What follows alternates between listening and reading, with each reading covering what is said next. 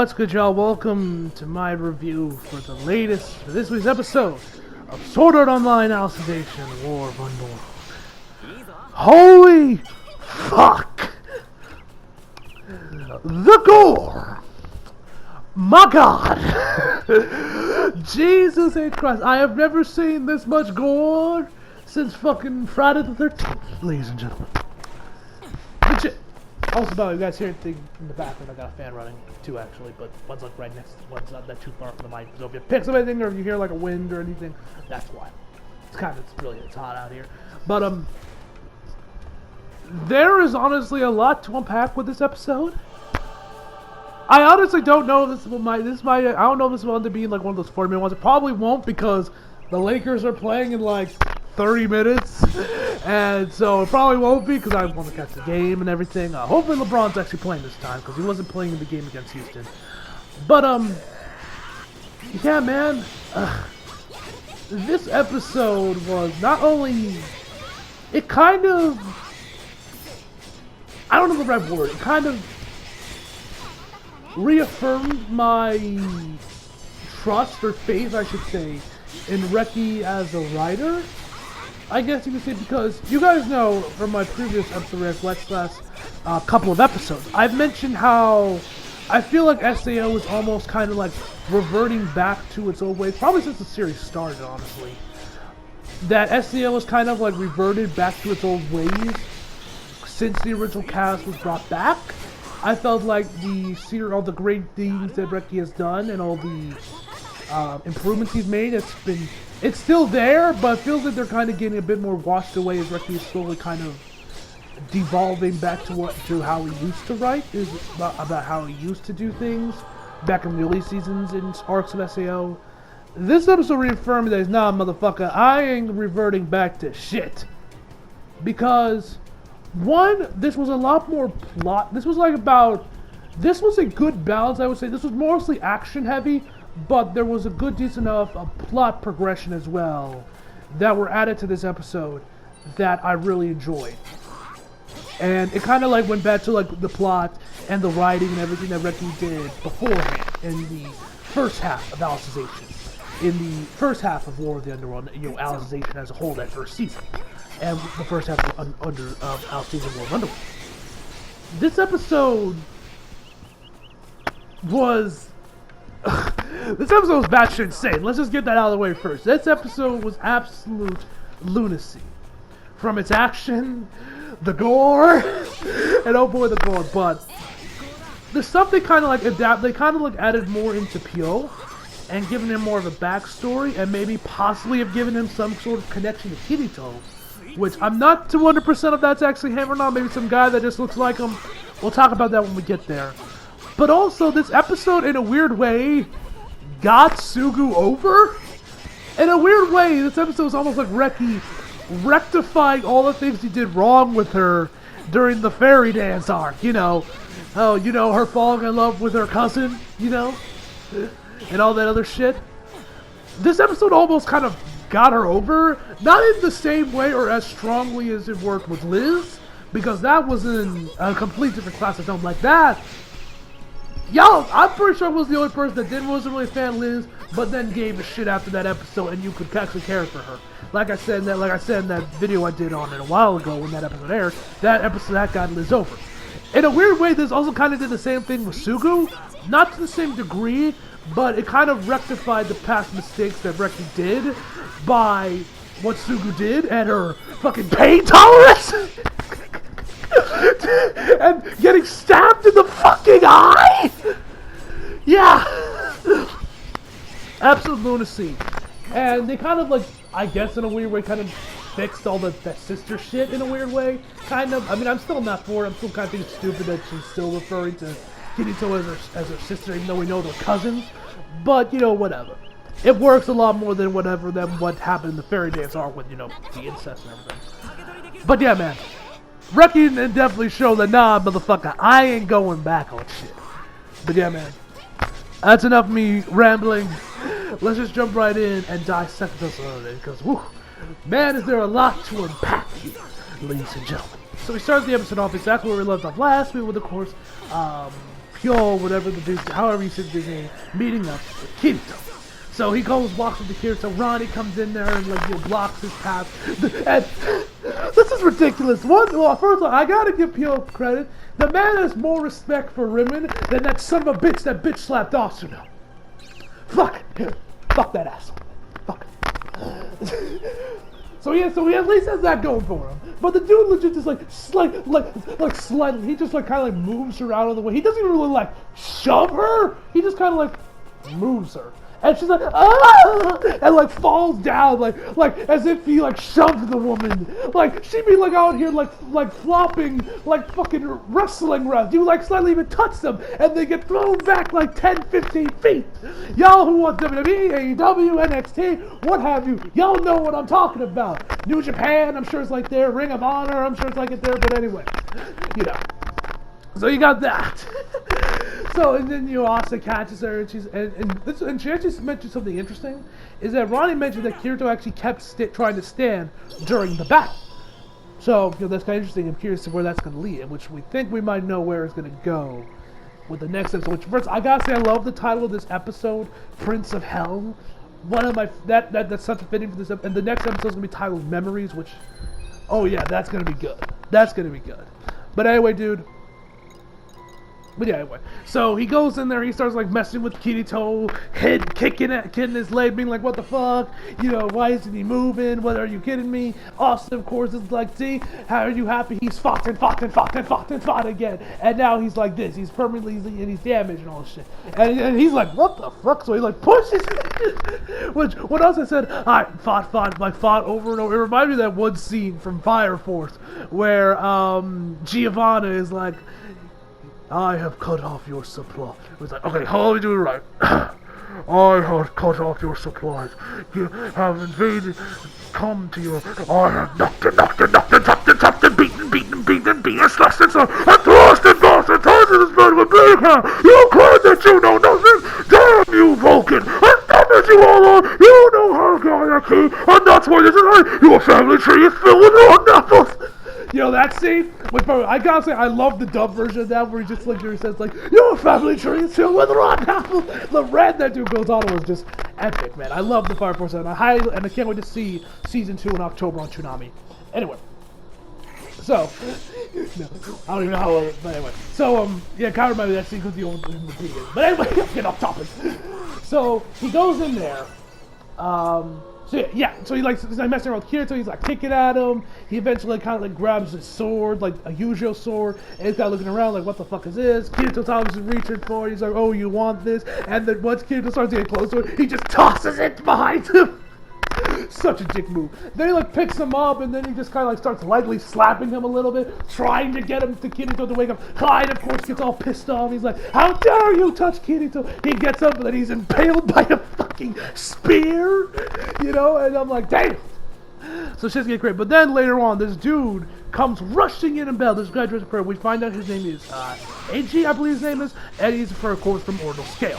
Now, also, Yuna also made it now, as you guys know, I still get to watch Ordinal Scale. My man Plaid makes mention because he's confused, and like, I gotta go watch Ordinal Scale. I read the tweets, and people were saying, no, you don't need to see the movie, and you really don't, because if you see the trailers, you pretty much kind of know who these characters are. You at least know they were in there, and they don't really, like, tell you any plot points, they just kind of show up, and so then he kind of fights, and then he kind of starts fighting a little bit. God tier animation. Then eventually Yuna comes out there and she starts singing, which I'm thinking was a song that was actually used in the Ordinal Scale trailers. That might have been part of the OST. I'm not sure completely, 100%, because it's been a minute since that movie came out. But one thing, if you guys saw my reaction, which I did record a reaction to this, I started losing my shit. It was really cool to actually see the Ordinal Scale characters kind of make an appearance here.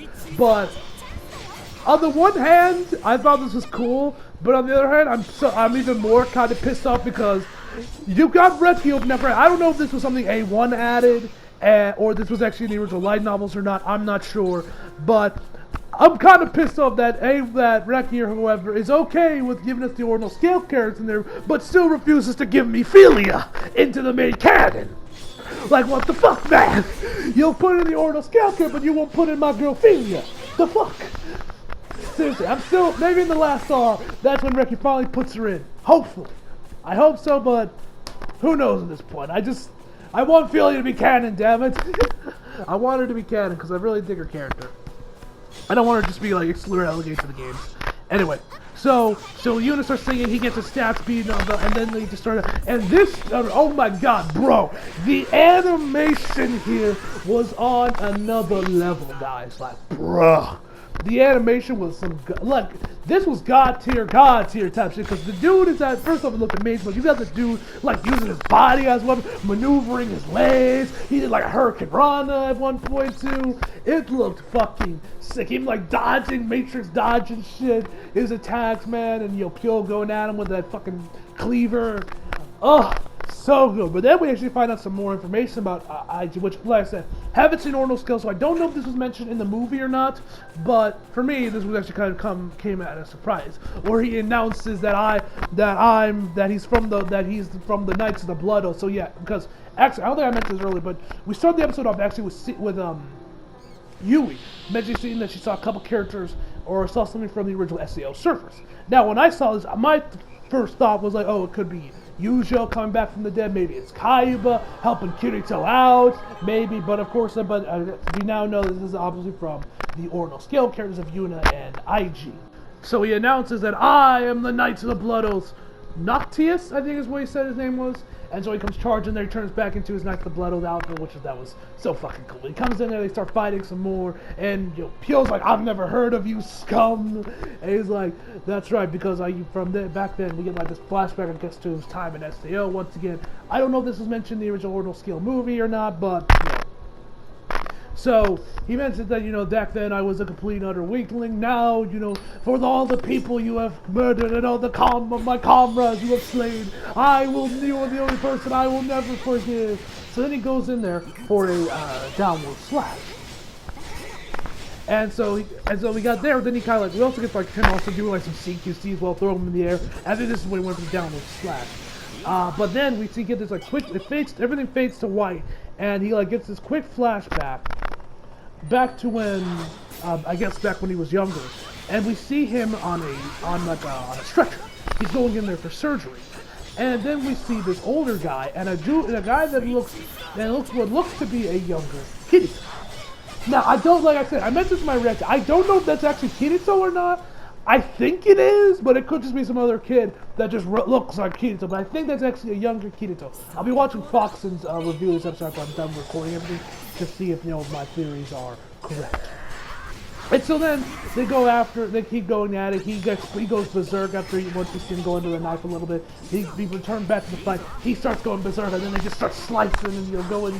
It's crazy. Then we have this big jumping attack where they go right to Ninja Gaiden or something. In samurai films where they charge, they come in and they slice and see whoever goes down first. So it was like that. Eiji ends up losing both of his fucking arms. Yes, they just kind of plop right in front of him, while Pyo ends up getting this little scratch on his under his eye, and he says, "You pissant Japanese scum! You think you could beat me?" And then he goes, and then we get another flashback back to, I think it was August of 2015. Now, one thing I mentioned, I don't know if I mentioned this earlier, but I find it kind of curious and weird how the dude goes on about these Japanese company. He always say these dirty Japanese. He never sees dirty Japs or anything like that, which I found that kind of weird. I don't know if that was just because of the subtitles I was reading. I'm curious if the dubs actually could change that and make him say dirty Japs, because we'll talk more about that in a second, because I think this dude got some beef with the Japanese. But anyway, so we get a flashback back to San Francisco in 2015. We see that Pyo is living out of this liquor store or something, and his mom just throws this bottle, this beer bottle or liquor bottle, whatever, at him, and she says, "You are the reason my life is as miserable as it is. Devil spawn." And Pyo doesn't really have much reaction. He's just like, "Oh, okay." He just stands there. And I take it. So then we head over to him chilling at this place where he's talking to, I guess, his father. He says that his half-brother, which I'm pretty sure I was the only one that assumed that it might have been Gabriel, because we know that the two of them are indeed related. I believe so anyway, because he keeps saying, "Hey, bro." Every time he sees it, bro. So, unless he either just loves calling Gabriel bro, they're related. So then he tells him that, hey, I'm glad to see you're doing well. You look healthy. He's like, motherfucker, you've been gone this time. Don't say I had to let my dad know. He's like, okay. And he says that his half brother is as congenital kidney failure. I believe is what he said, if I'm pronouncing it right, and that he needs a donor. And he's like, okay, what the hell does that have to do with me? And he says that, he has the best doctor, he has the best hospital, doctor, surgeon, the whole 9 yards for his son. He just needs a donor. Now, I'm sure you are smart enough to put 2 and 2 together, knowing what he wants from Pio, his kidneys, or his kidney. And he's like, what the hell, you bastard? No. And he's says yeah, but if you refuse, I'm gonna have to cut off your mom if you catch my drift. He didn't say it like that, but he said, I won't be able to support your mother. And so the dude is legitimately blackmailing him to give him his kidneys for his mom, which, that's fucked up, to be fair. That is fucked up. And am I the only one that thinks this dude low-key looks like a priest? Legit, you put him in a priest outfit, it would fit him like a glove. I'm sure I'm not the only one that thinks that. But anyway. Anyway. So he gets his priest. So he gets over there. He he takes the surgery and everything, and we see him again after the surgery is all done and dealt with. We see him kind of in a hospital bed with his UV and everything. So he gets up and he kind of just starts walking. He then sees his father, and then he told me to send his hand. Now I, like most of you, probably assumed he was talking maybe about Gabriel, Gabriel might need some kidneys or something. But what we end up seeing is what I think, like I said before, might be a young Kirito. So, does that mean these two are related? Does that mean Gabriel, Pio, and Kirito are related? Interesting. And so I guess we now know what Kirito's dad looks like, and I guess they're not his mom, but we know what his dad looks like, which is kind of interesting to see that's what Kirito's dad looks like. It's kind of cool. If that is actually Kirito, like I said, I'm not 100% if it's actually Kirito or not, but if it is, this is Reki. You have my attention, Reki. You have my curiosity. Now you have my attention, Reki. And then he gets enraged by these. He says, "Damn Japanese!" So then we hear back to November 2nd or 9th of 2022. Of course, the US SAO as it happened. So we see him kind of go into, and they mention how they've of course, discontinued, recalled all nerve gears and everything for obvious reasons. And so we see him go into this shipping yard or whatever, this ship yard full of those rectangular crates or whatever, rectangular holders or whatever the hell they're called. I can't remember what they're called off the top of my head. But anyway, we see him carrying a nerve gear. We see I guess a police car was chasing after him, and we see him kind of hide behind one of these crates or whatever. And he's holding a nerve gear in a box, everything. So he heads back home. He hooks up this bulky ass wire, and he says, "Link startu." So of course he gets in there. He tells the police he's coming in. He remembers back what his mom said, called him a devil spot, and so then he put Prince of Hell. But I guess, I don't know if he knew that they probably wouldn't let him use that code name. He switches it down to Pio. And he says, and this is pretty much what he said, "In this world, I can kill all the Japanese I want." So, that asks us that obviously leaves with us another question. Is Pio racist? Is this man racist against Japanese? And is he modern day Hitler? I'm gonna be real with y'all.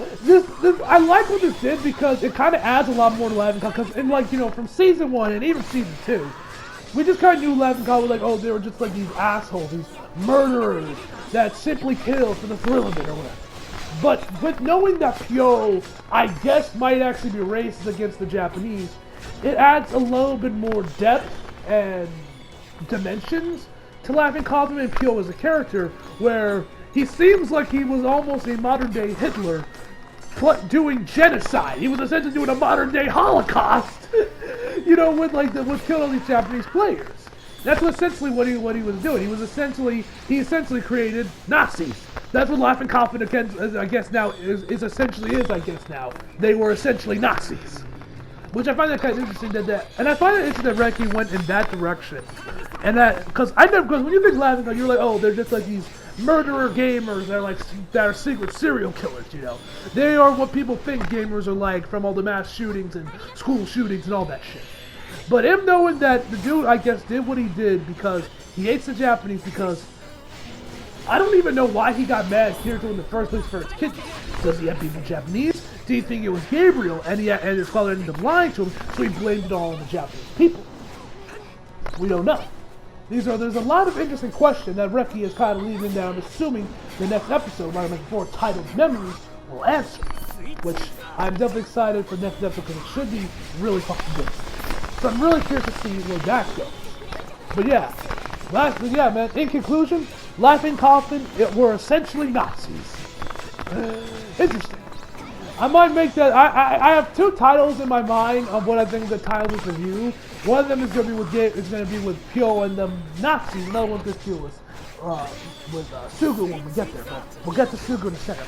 Anyway, so after he gets enraged, we head back over to present day. He says, after I'll kill all of them, it just cuts right back to the fight. And he just slices him again, and then kicks Agio like across the area, and he lands by Klein. And so Aiji starts to get up. Pyo comes in, is like, see?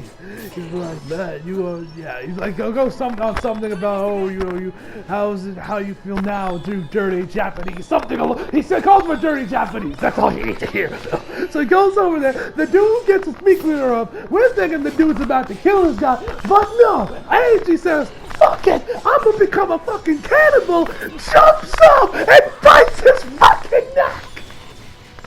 Yes, ladies and gentlemen, I don't know about you, but I don't recall SCOB Tokyo Ghoul!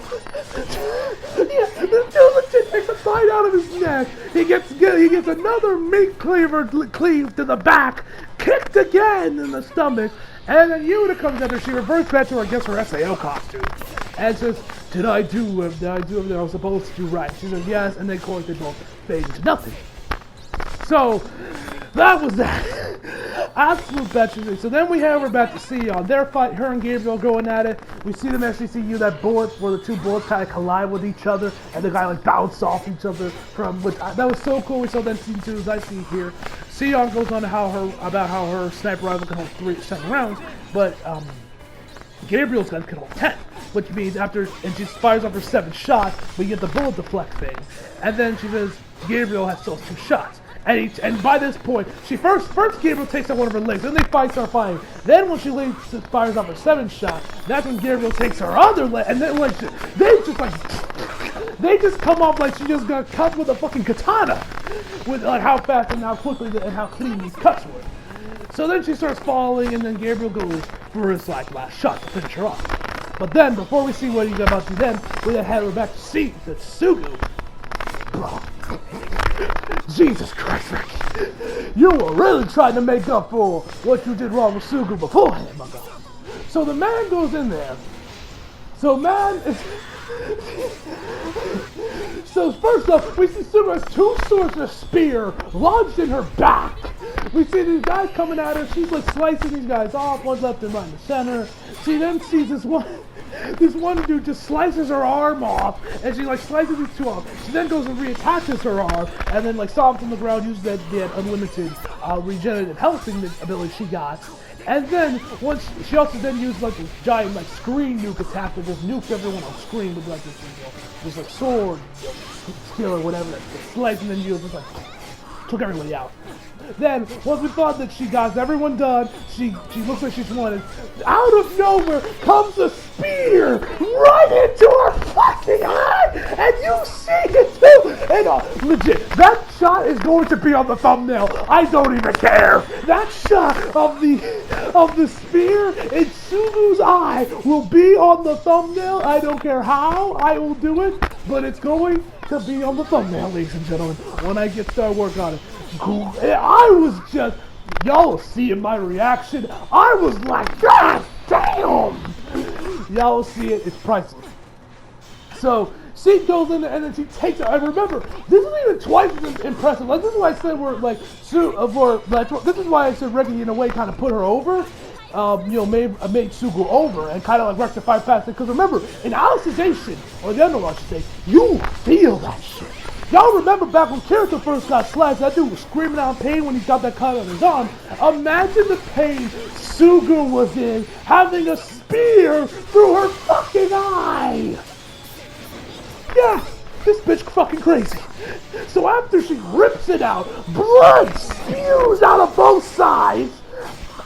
And then she just stomps again and she's all good. How this woman didn't die from that is a fucking anomaly to me.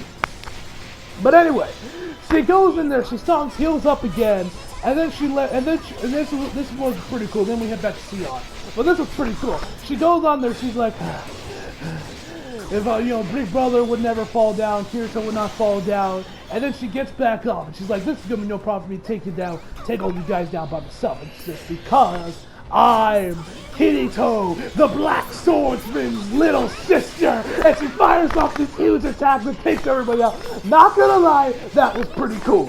That was pretty bad. This is why I say Reki was rectifying for past mistakes. He was fixing what the shit he did wrong with Sugu after during the fairy tale, this ain't, I'm not talking about fairy tale, the fairy dance arc, So that was pretty cool. That was actually kind of hype. So then we head back over to Sion. She's falling down. Gabriel fires off the shot. It goes, and she's of course like, I'm sorry, Austin. I'm sorry, I'm sorry, Kirito. I failed. Yada yada yada yada. You guys know the song and dance. So then, Gabriel fires off the shot. It goes through her armor, but it doesn't kill her because fucking Kirito's necklace, once it gets there, it's like having like this electronic field or whatever, keeping the bullet, kind of like keeping the bullet at bay, man. It's kind of weird how it worked. So anyway, afterwards, she like finally gets the charge. She's like, I will not give up. And she like goes on about the how my imagination turned whatever to a gun. It was probably should work, and that she like I guess like used her imagination anyway to activate a special attack, the Annihilate Ray. Yes, it's legitimately called the Annihilate Ray. Badass name, badass attack. So she fires off this last shot at Gabriel. She fires off this last shot, and you get this huge explosion. You probably me, so you're like, Gabriel now has to be dead. He has to be, but probably not. But instead, all we see that Gabriel is missing an arm, and he looks like Zuko now because half his face is scarred and got burn marks on it. That's it. And Gabriel then just leaves. He doesn't finish her off. He's just like, all right, bye, deuces. Interesting, but whatever. So he goes. She like kind of like goes back down to the floor. Her sniper rifle turns back to his bow and arrow, and other happens. So then we head back to Sugu. She finally takes on the last wave of enemies. She's like, I did good, didn't I? Oh, Big Brother, Kirito, whatever. And then we head back, and then we head back over to Higa. So then we see that Ringo legitimately, all she does is like, she says, Higa, watch out. I don't know why she said that. Well, I guess I know, but at the same time, you're kind of warning him up as well. But she drops this wrench. Just a simple wrench. And I guess the dude got startled. He ends up like falling, like getting like knocked back. He ends up falling back a little bit, but his feet kind of slip off the edge of the floor, and he falls down. Now I'm thinking, this dude ain't dead. I've seen this so many times in movies. The dude probably is hanging onto some ledge, and he's slowly climbing his way back up. Wouldn't surprise me if we see him alive in the next episode, or later on. We'll see. Maybe he actually does. Maybe this time, Reki's like, I'm not gonna use that cliche. This time, the fucker's actually dead. We'll have to wait and see, ladies and gentlemen. So of course she asks him if he's fine. He's like, yeah, 'tis only a flesh wound. Shout out to anyone that gets that reference. But yeah, and then so she says, I got everything. You keep looking over on Kirito's vitals, make sure everything's okay. She goes back up to the sub-con or whatever. And right when she leaves, the dude says, wait, Riko Senpai, and he legit asks her out on a date! Keep in mind, we are in a life and death scenario right now with Kirito, and my man Higa is out here asking Riko out on a date! You gotta give the man, for his drive and his, persistence, you gotta give the man his props. You gotta give the man some props for that. But, anyway, so he goes over there, his vision starts to flare up a little bit, but he's like, come on. He gets back up, connects all the STL security toes, hits enter, and of course they all kind of like, and we see like these three circular things that I'm pretty sure we saw in the trailer, merging together into Kirito's STL, which for some reason Asuna, Sugu, and Sion, all of their like real life visors kind of starting to glow a little bit. Don't know how that works, but whatever. So then we have her back to the virtual world. Asuna is like, I will give you my life, my heart, everything. I'm like, woman, you already gave your life to Kirito once. I don't want to see you do it again. That shit would kill me. I might have to start crying, but she also die again. But So anyway, we see like her close her eyes, like gets her praying together. Sugu and Sion join them, and then we see on Yujio's sword, we see his feet. He says, "Come on, Kirito, it's time to wake up." So then we see Kirito. He's in like a middle school or whatever, and he's like the only person there. And he's looking at the window. And he says, "Wait, was it all a dream?" And then they cut to the end credits. Obviously, I was pissed off that it was another cliffhanger. I doubt Reki's gonna pull some bullshit and say like, "No, everything you just saw was all a dream. SAO was not real. It was all a dream sequence." I don't think Reki's gonna pull something like that because that would low-key be a kind of massive fuck you. That would low-key kind of piss me off, but I don't think it's that. We're probably, and like I said, the next episode is going to be Child Memory, so we'll probably get some explanation more on Spectre and Kirito, some backstory on Pure, their relations to Gabriel and everything. Should be everything, and maybe we'll finally see Kirito wake up. Anyway, so overall, I would give this episode 10 out of 10. Like I mentioned before, this is honestly one of the best episodes of SAO ever. I am more excited for the next episodes than I usually am, because I think it's going to be really good. There's going to be a lot. I'm curious to see what Reki's going to show off, what he has to say and everything. It's going to be really, really cool to see what's going to happen next week. Anyway, guys, hope y'all enjoyed the video. Leave a like if you did, subscribe if you're new. Follow me on Instagram, Twitter if you feel like it. Links down in the description box below. And the video's back for more. See you guys next time.